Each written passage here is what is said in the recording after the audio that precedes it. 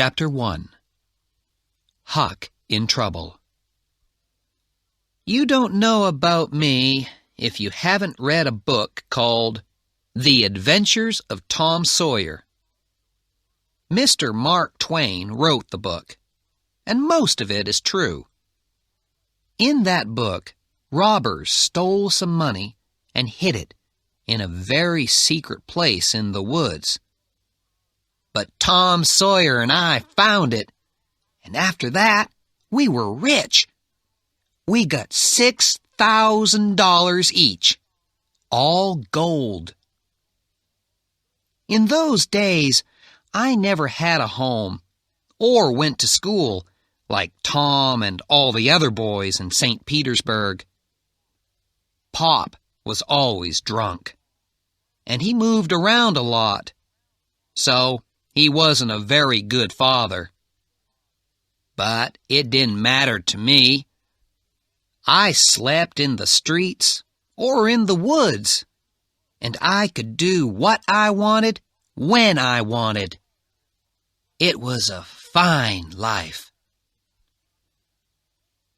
When we got all that money, Tom and I were famous for a while.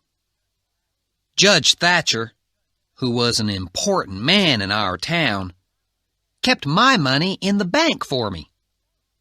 And the widow Douglas took me to live in her house and said I could be her son. She was very nice and kind, but it was a hard life because I had to wear new clothes and be good all the time.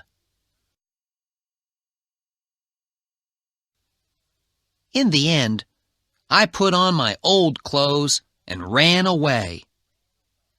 But Tom came after me and said that I had to go back, but that I could be in his gang of robbers.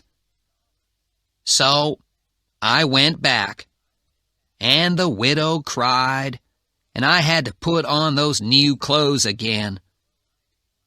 I didn't like it at all. Her sister, Miss Watson, lived there too. She was always saying, "Don't put your feet there, Huckleberry," and "Don't do that, Huckleberry." It was terrible.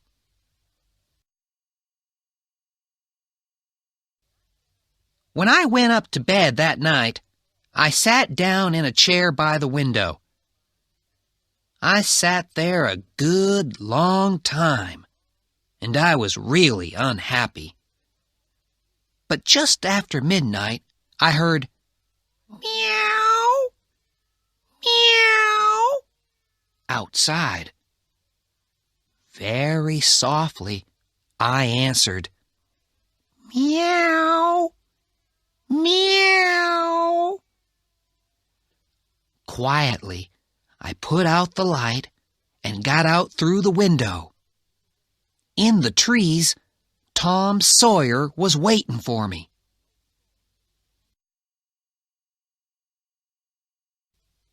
We went through the trees to the end of the widow's garden. Soon we were on top of a hill on the other side of the house. Below us, we could see the river and the town. 1 or 2 lights were still on, but everything was quiet. We went down the hill and found Joe Harper, Ben Rogers, and 2 or 3 more of the boys.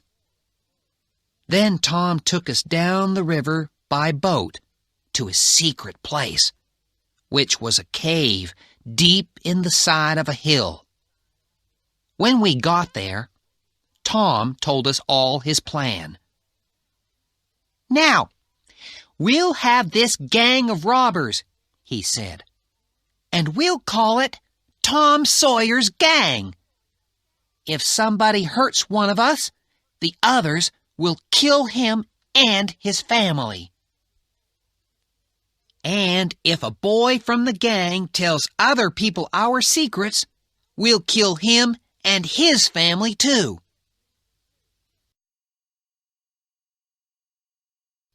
We all thought this was wonderful, and we wrote our names in blood from our fingers. Then Ben Rogers said, "Now, what's the gang going to do?" "Nothing," replied Tom. "Just rob and kill. We stop people on the road, and we kill them, and take their money and things. But we can keep a few of the people, and then their friends can pay money to get them back. That's what they do in the stories in books." But Ben wasn't happy. "What about women?" he asked. "Do we kill them too?" "Oh, no," Tom answered. "We're very nice to them, and they all love us, and they don't want to go home." "Then the cave will be full of women and people waiting, and we'll have to watch them all night." "We'll all go home now," Tom said, "and we'll meet next week, and we'll kill somebody and rob somebody." Ben wanted to begin on Sunday, but the others said no. It was bad to kill and rob on a Sunday. My clothes were very dirty, and I was very tired when I got back. Of course, the next morning, Miss Watson was angry with me because of my dirty clothes, but the widow just looked unhappy. Soon after that, we stopped playing robbers because we never robbed people, and we never killed them.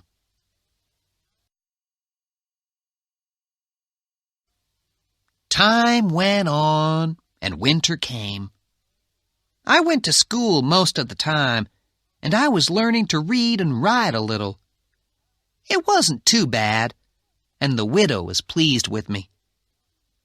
Miss Watson had a slave, an old man called Jim, and he and I were good friends. I often sat talking to Jim, but I still didn't like living in a house and sleeping in a bed. Then, one morning, there was some new snow on the ground, and outside the back garden, I could see footprints in the snow.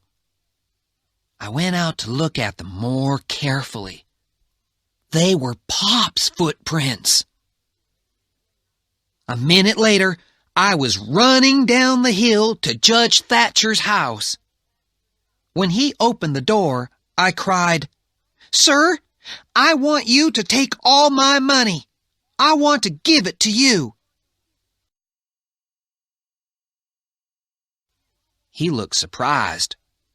"Why, what's the matter?" "Please, sir, take it. Don't ask me why."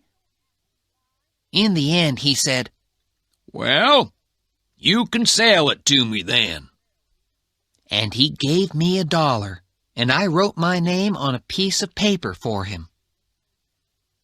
That night, when I went up to my room, Pop was sitting there, waiting for me. I saw that the window was open, so that was how he got in. He was almost 50, and he looked old.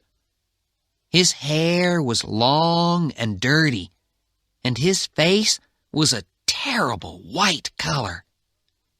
His clothes were old and dirty too, and 2 of his toes were coming through his shoe. He looked at me all over for a long time, and then he said, "Well, just look at those clean, tidy clothes. And they say you can read and write now. Who said you could go to school?" "The widow," I began. "Oh, she did she? Well, You can forget about school. I can't read, and your mother couldn't read. No one in our family could read before they died. So who do you think you are? Go on, take that book and read to me. I began to read, but he hit the book and it flew out of my hand across the room. Then he shouted, They say you're rich. How's that? It isn't true. You give me that money. I want it. Get it for me tomorrow. I haven't got any money. Ask Judge Thatcher. He'll tell you. I haven't got any money. Well, give me what you've got in your pocket now. Come on, give it to me. I've only got $1, and I want that to... Give it to me. Do you hear? He took it, and then he said he was going out to get a drink. When he was outside the window, he put his head back in and shouted, And stop going to that school, or you know what you'll get. The next day, he was drunk, and he went to Judge Thatcher to get my money. The judge wouldn't give it to him. But Pop didn't stop trying, and every few days I got $2 or $3 from the judge to stop Pop from hitting me. But when Pop had money, he got drunk again and made trouble in town. He was always coming to the widow's house, and she got angry and told him to stay away. Then Pop got really angry, and one day he caught me and took me a long way up the river in a boat. I had to stay with him in a hut in the woods, and I couldn't go out by myself. He watched me all the time. The widow sent a man to find me and bring me home, but Pop went after him with a gun, and the man ran away. Chapter 2. Huck escapes and finds a friend. Mostly, it was a lazy, comfortable kind of life. But after about 2 months, Pop began to hit me too much with his stick. He often went away into town, too, and then he always locked me in the hut. Once he was away for 3 days, and I thought I was never going to get out again.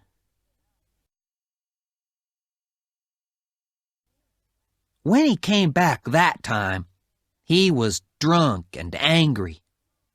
He wanted my money, but Judge Thatcher wouldn't give it to him. The judge wanted to send me to live with the widow again, Pop told me. I wasn't very pleased about that. I didn't want to go back there. So I decided to escape and go down the river and live in the woods somewhere. When Pop was out, I began to cut a hole in the wooden wall of the hut. In a few days, when the hole was bigger, I could take the wood out, escape through the hole, and put the wood back. One morning, Pop sent me down to the river to catch some fish for breakfast. To my surprise, there was a canoe in the water, and there was no one in it. Immediately, I jumped into the river and brought the canoe to the side. It was lucky that Pop didn't see me, and I decided to hide the canoe under some trees and use it when I escaped. That afternoon, Pop locked me in and went off to town. He won't be back tonight, I thought. So I began to work hard at my hole. Soon I could get out through it, and I carried food and drink and Pop's gun down to the canoe. Then I put back the wood to hide the hole, took the gun, and went into the woods. There I shot a wild pig and took it back to the hut with me. Next, I broke down the door with an axe. I carried the pig into the hut and put some of its blood on the ground. Then I put some big stones in a sack and pulled it along behind me to the river. Last of all, I put some blood and some of my hair on the axe. I left the axe in a corner of the hut, and I took the pig down to the river. They won't know it's only a pig in the river, I said to myself. They'll think it's me. Then I took the canoe and went down the river to Jackson's Island. By then, it was nearly dark, so I hid the canoe under some trees and went to sleep. It was after 8 o'clock when I woke up the next day, and the sun was high in the sky. I was warm and comfortable, and I didn't want to get up. Suddenly, I heard a noise up the river. Carefully, I looked through the trees, and I saw a boat full of people. There was Pop, Judge Thatcher, Tom Sawyer and his Aunt Polly and his brother Sid, and lots of others. They were looking for my body in the river. I watched them, but they didn't see me, and in the end they went away. I knew that nobody was going to come and look for me again. I found a good place under the trees to sleep and to put my things. Then I caught a fish and cooked it over a fire. I lived like that for 3 days, and then I decided to have a look round the island. So I went into the woods. This is my island, I thought. I'm the only person on it. Suddenly, just in front of me, I saw a fire, and it was still smoking. There was somebody on my island. I didn't wait. I turned and went straight back. But I couldn't sleep. After a time, I said to myself, I can't live like this. I must find out who it is.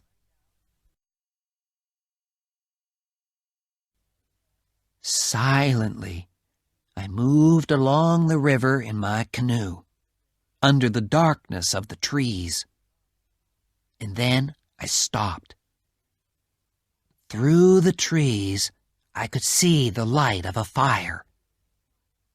Afraid, I left my canoe and went nearer. There was a man lying by the fire.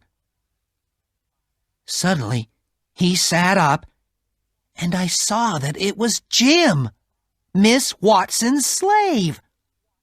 I was really happy to see him. "Hello, Jim!" I cried, and I jumped out from behind the tree. Jim fell to his knees. "Please don't hurt me," he cried. "I've always been good to dead people." "It's all right, Jim. I'm not dead," I said. But why are you here on the island? I asked. Well, Huck, he began, old Miss Watson wanted to sell me. A man came into town and told Miss Watson that he'd buy me for $800. She couldn't say no, so I ran away. I ran down to the river to hide, but everybody in the town was there. They said you were dead, Huck. I had to wait all day to get away. When it was dark, I got onto a big boat and hid. When we came near this island, I jumped into the water and swam here. Jim finished his story, and then we both carried all our things into a cave and hid the canoe under some trees. We were just in time, because then the rains came. It rained for days, and the river got higher and higher. All kinds of things came down the river, and one night there was a little wooden house lying half on its side. We got the canoe out and went to take a look. Through the window, we could see a bed, 2 old chairs, and some old clothes. There was something lying in the corner, and we thought it looked like a man. Jim went in to see, but he said, He's dead. Someone shot him in the back. Don't look at his face, Huck. It's terrible. I didn't want to see the dead man's face, so I didn't look. We just took the old clothes and a few other things and went back to our cave on the island.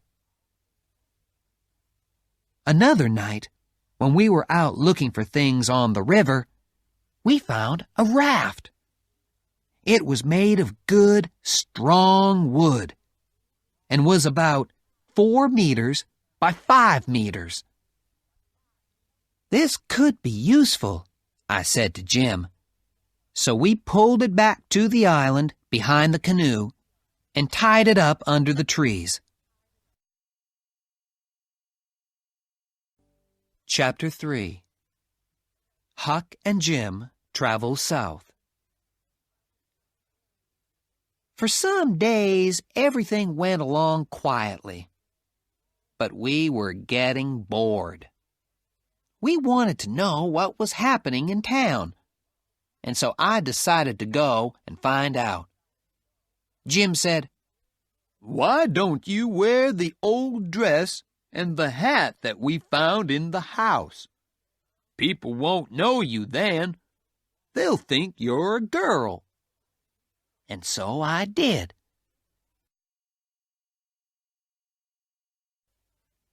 Just after it was dark, I got into the canoe and went up the river to the bottom of the town.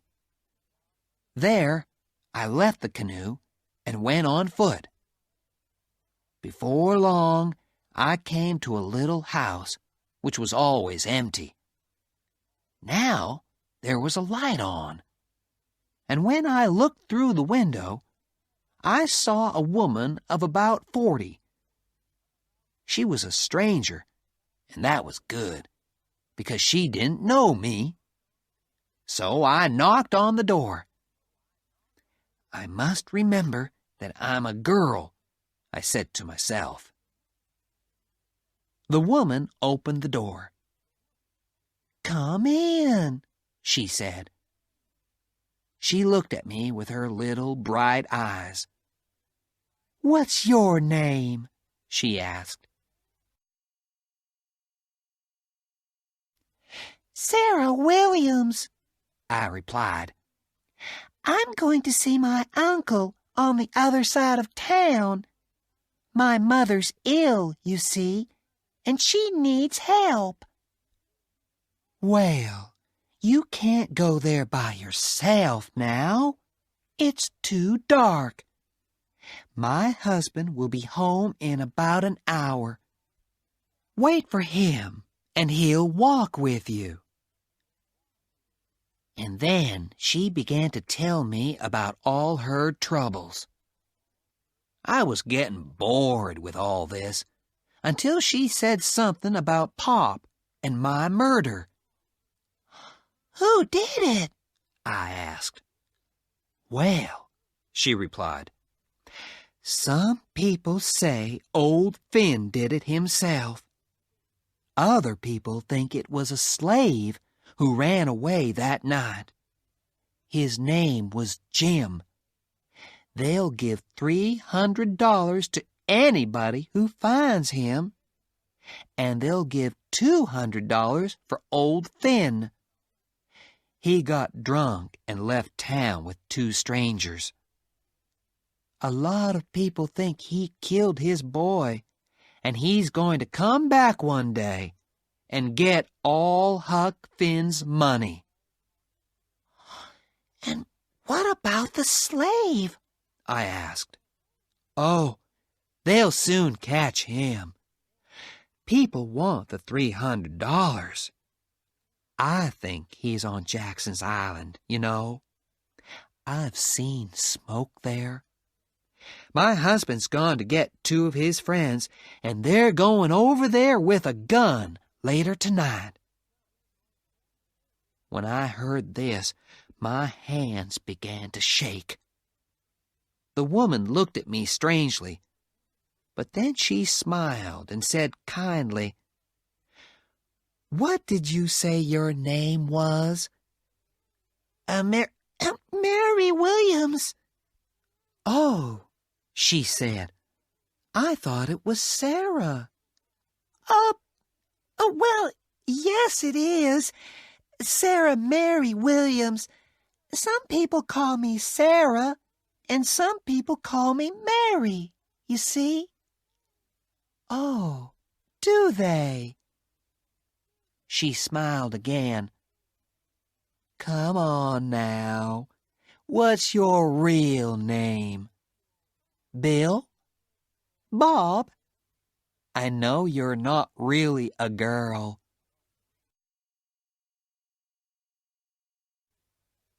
So then I had to tell her another story, with a different name, and I said I was running away. She said she wouldn't tell anybody, and gave me some food before I left. I hurried back to the island and Jim. Quick, Jim! I cried, waking him up. They're coming to get us!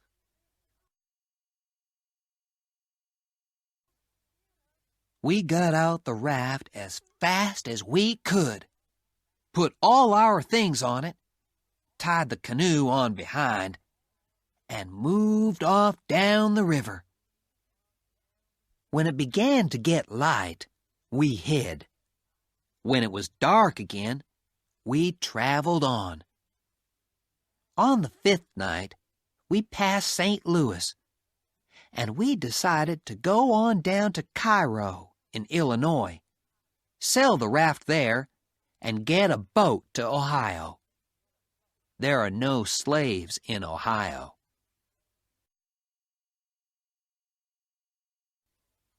We slept for most of that day, and we began our journey again when it was dark. After some time, we saw lights on the Illinois side of the river, and Jim got very excited.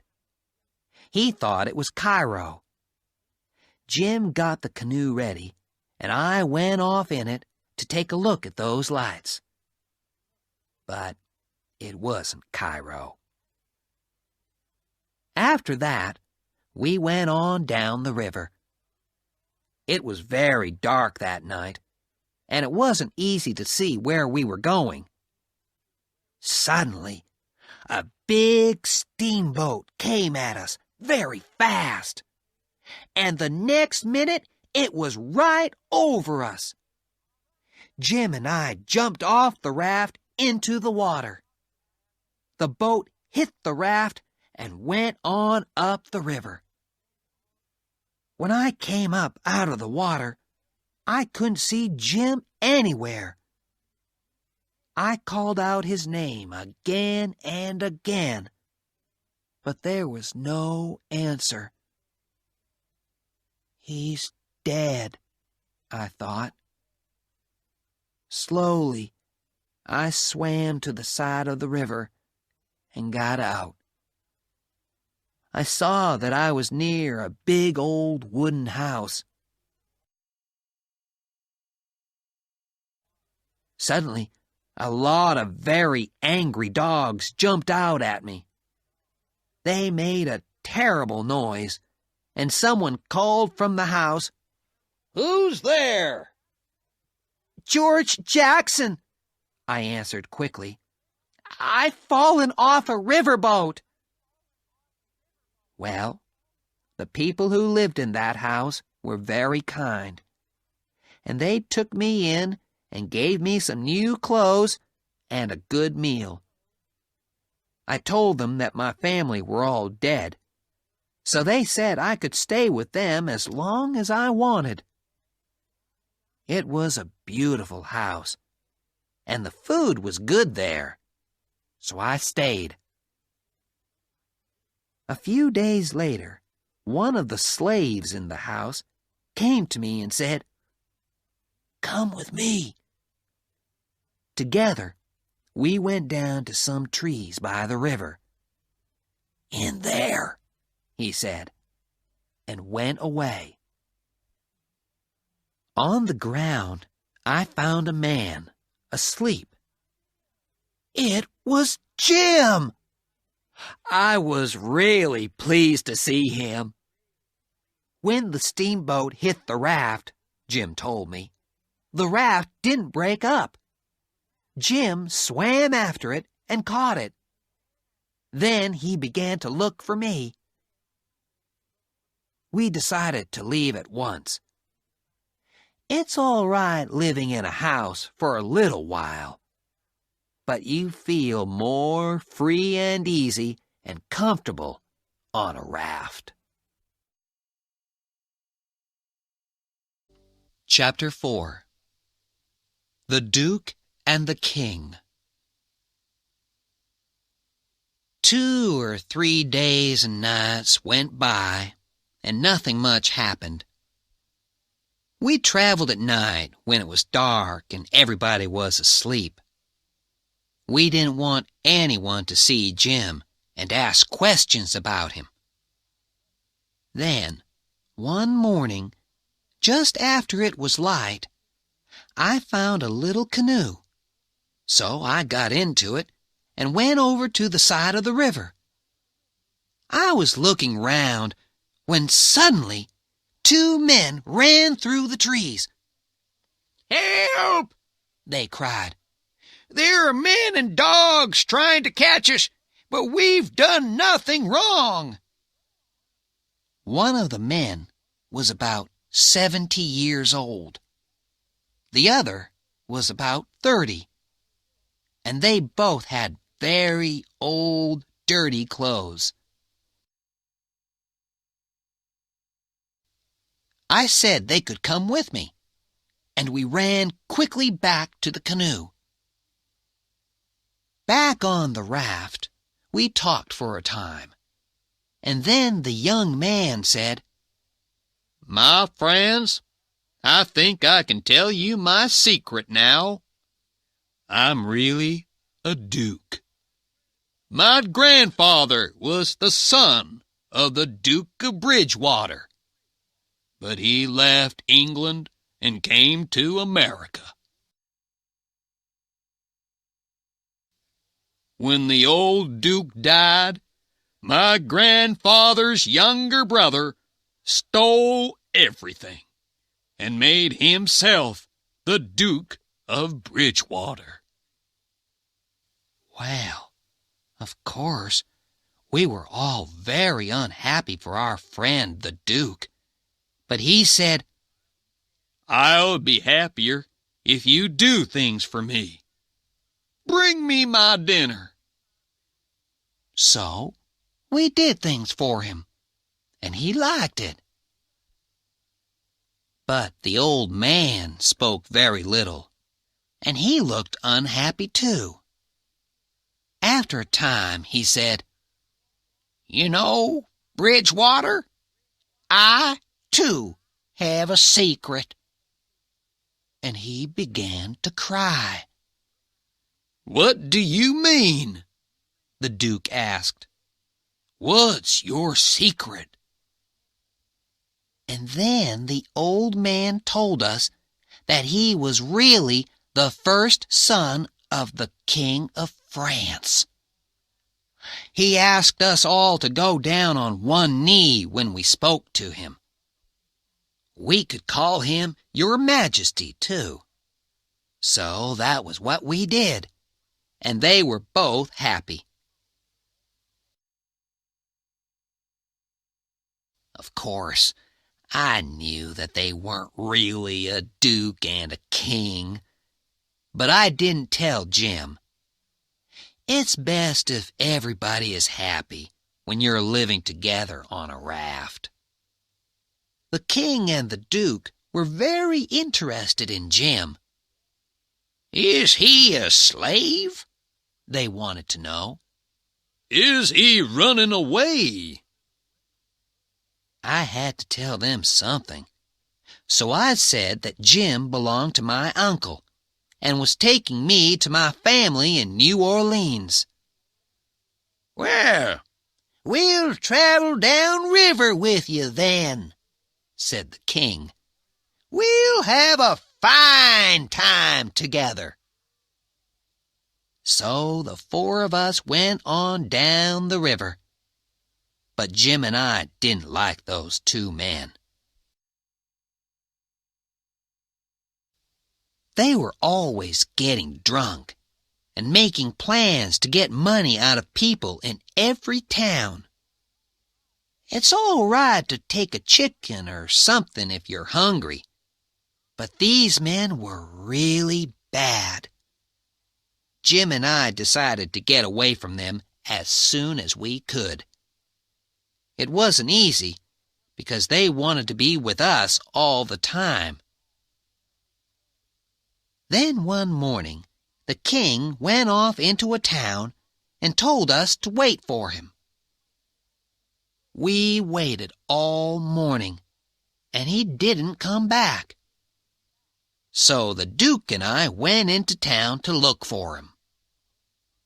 We looked all afternoon, and in the end, we found him in a bar, drunk.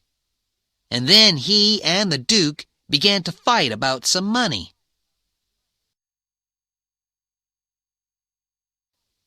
Now we can get away from them, I thought.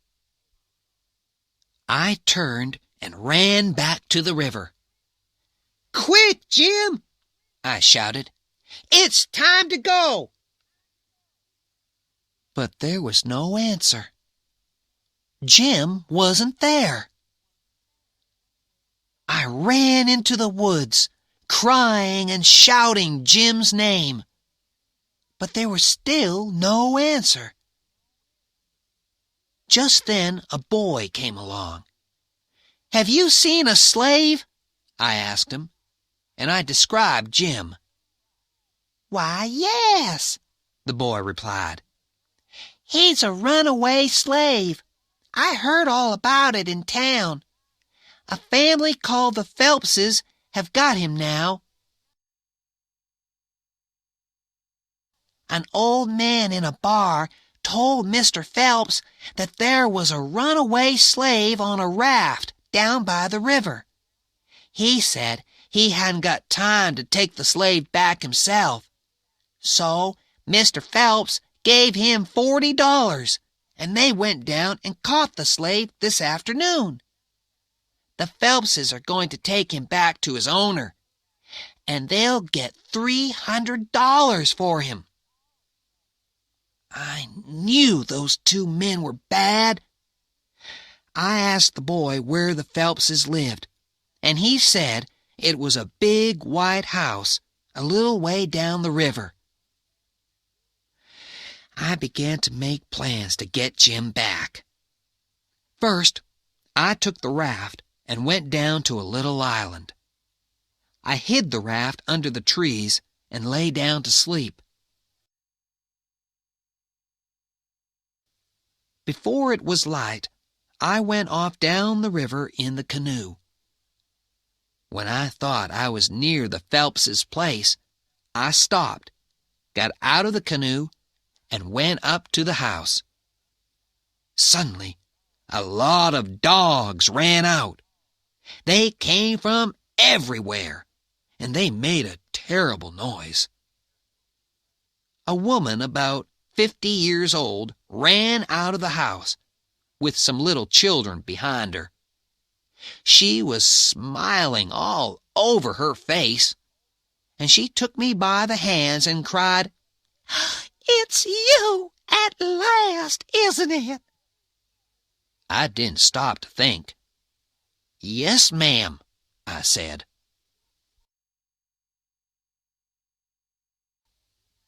"Well, what took you so long?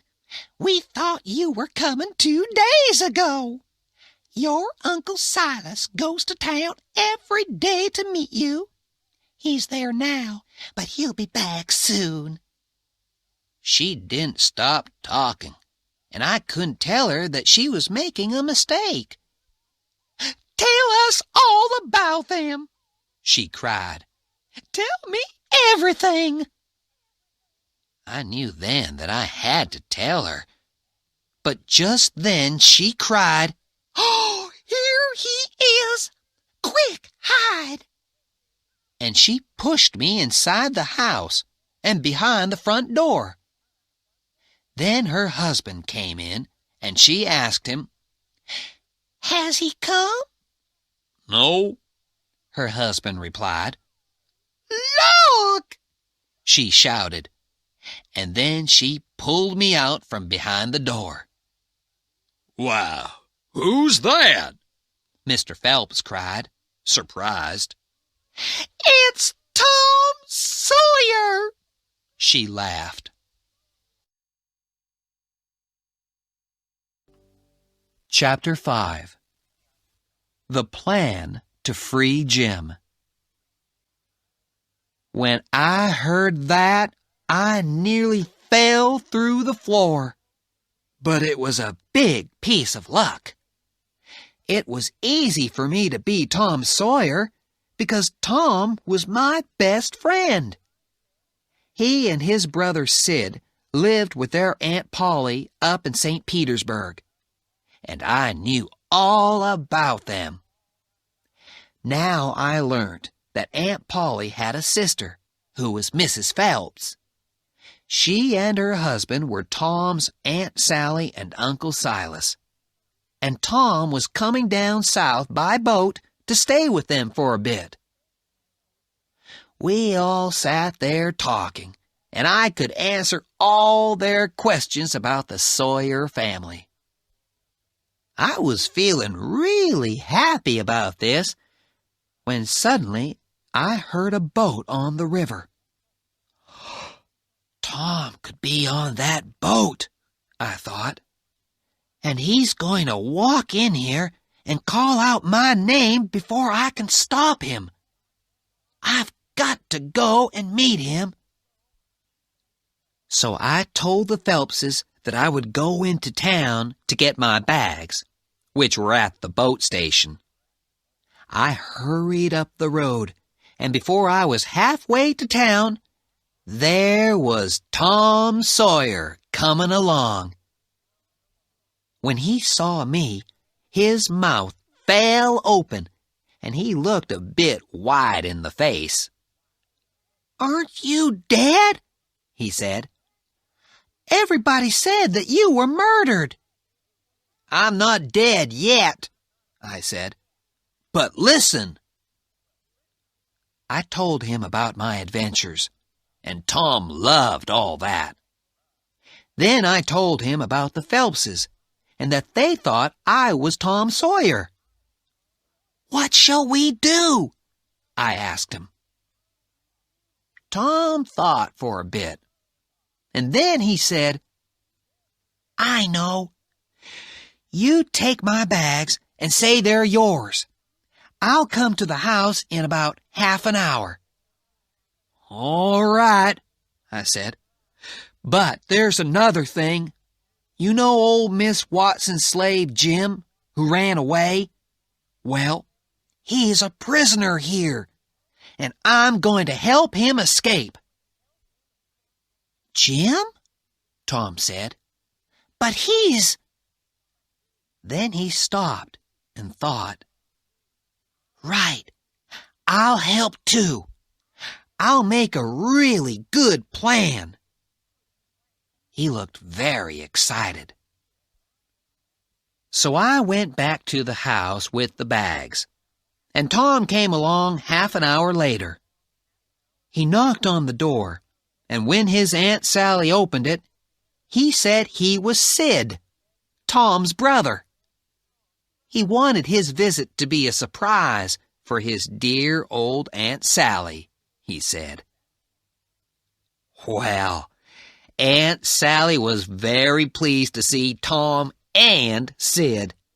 She thought it was wonderful. She and Uncle Silas were really nice people.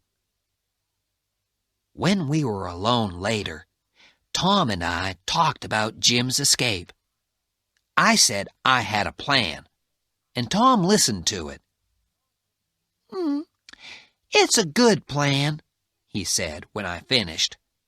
"But it's too easy. It's got to be a real escape, like a real adventure in a storybook. So we want something difficult and dangerous. Now, listen to this." So he told me his plan. I knew it would be a good one, because Tom's plans are always crazy and exciting. And we sure had a lot of fun with that plan. We knew that Jim was locked up in a hut outside the house. Every night we got out through our bedroom window and dug a hole right under the wall of the hut. It took us a week, and it was hard work. We talked to Jim secretly and told him about the plan, and he was really pleased.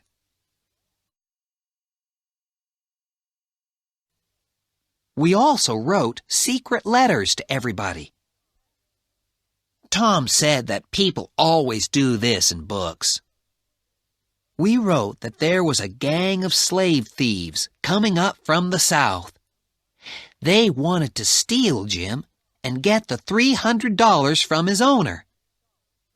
Well, the Phelpses and their friends got very excited, and on the night of the escape, I went into the sitting room, and there was a crowd of men in there, all with guns. I ran and told Tom, and he said that this was really good. "It's a real adventure now, all right," he said, very excited. "Perhaps they'll come after us and shoot, and we'll all get killed."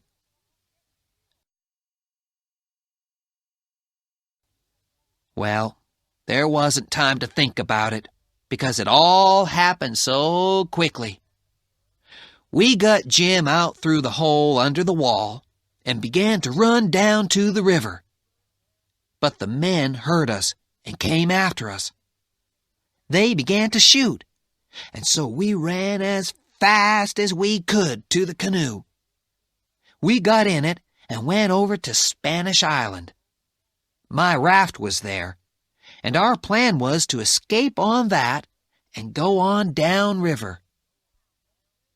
"Now, Jim," I cried, "you're a free man." We were all very happy, but Tom was the happiest of all, because he had a bullet in his leg. When Jim and I heard that, we weren't so happy. Tom wanted the adventure to go on, but Jim and I said that a doctor must look at Tom's leg. Tom was getting angry about this, but Jim said, "You listen to me, Tom Sawyer. You say I'm a free man now, and perhaps I am. But old Jim is not going to run away and leave one of his friends with a bullet in his leg. So I'm staying right here until a doctor comes."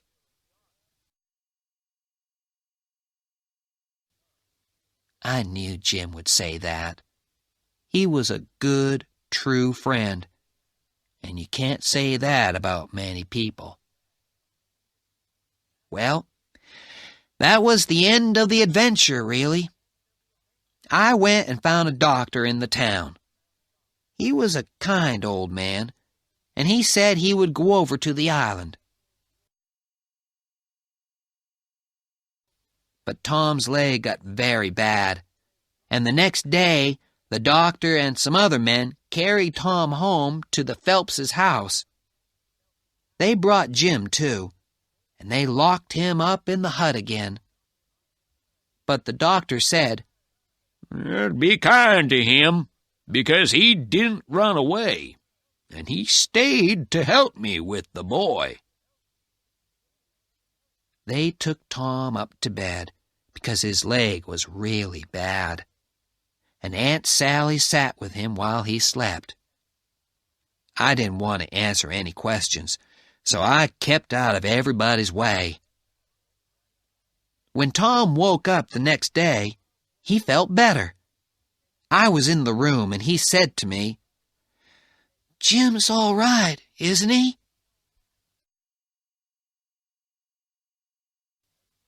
I didn't know what to say, because Aunt Sally was listening, and before I could stop him, Tom went on.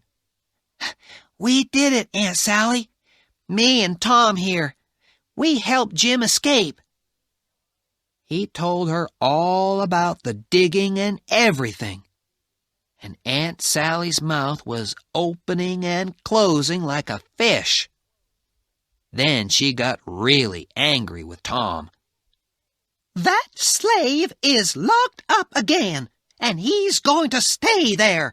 And if I catch you again—" Tom suddenly sat up in bed. "You can't do that!" he cried. "Jim was old Miss Watson's slave, but she died 2 months ago. Before she died, she wrote that she wanted Jim to be free and not a slave anymore. Jim's a free man, not a slave." Well, that was a surprise to me and Aunt Sally. She thought Tom was crazy. "But, Sid, why did you help him to escape if he was free already?" she said. "I wanted the adventure, of course," said Tom. "We made a really exciting plan, and—" Oh, my! Aunt Polly! We turned round, and there was Tom's Aunt Polly in the doorway. That was the second big surprise. Aunt Sally was really pleased to see her sister, and jumped up to put her arms round her. I got under the bed as fast as I could. There was trouble coming for me and Tom, that was for sure. Then Aunt Polly said to Tom, "You always were a terrible boy, Tom Sawyer, and I want to know—" "But, Polly, dear," said Aunt Sally, "this isn't Tom, it's Sid. Tom was here a minute ago. Where is he?" "Where's Huck Finn, you mean?" replied Aunt Polly. "Come out from under that bed, Huck Finn." So Tom and I had to explain everything. Aunt Polly said that Aunt Sally wrote and told her that Tom and Sid were there. She knew that it wasn't true, so she decided to come and find out what was happening.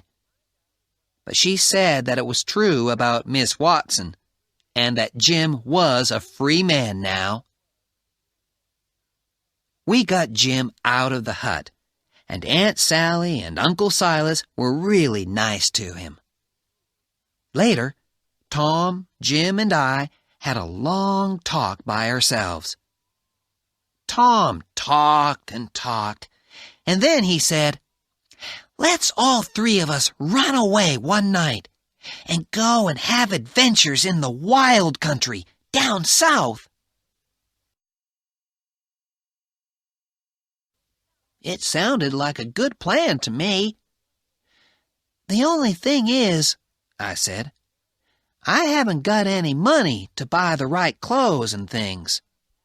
All my money back in St. Petersburg will be in Pop's pockets by now." "No," said Tom. "Your money's all there. Your Pop never came back." "No, and he won't come back, Huck," Jim said.